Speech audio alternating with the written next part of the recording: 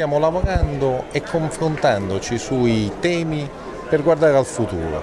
Non è un tema che riguardi i partiti, qua ci sono soggetti politici che vogliono confrontarsi rispetto alle cose da fare per uscire da un momento di crisi che sicuramente caratterizza tutto il Mezzogiorno e in particolar modo la Sicilia.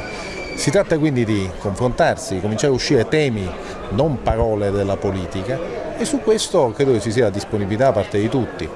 Non vado all'interno dei momenti e dei soggetti politici. Qua ci sono delle persone che fanno politica, che sono presenti sul territorio e che vogliono confrontarsi rispetto ai temi.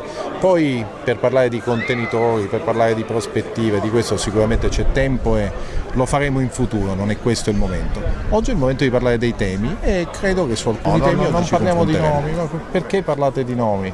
È sbagliato parlare di nomi, oggi dobbiamo parlare di temi e contenuti. I nomi ci saranno dopo, ma ancora credo sia molto lontano il percorso per i nomi. Non è il momento di parlare né di nomi né di schieramenti, bisogna parlare di cose da fare, perché la Sicilia sta affondando e sta affondando con la partecipazione di una buona parte della classe politica. Bisogna vedere che cosa fare per turare la falla, per togliere l'acqua che c'è a bordo e per guardare a un percorso sereno da fare in mare.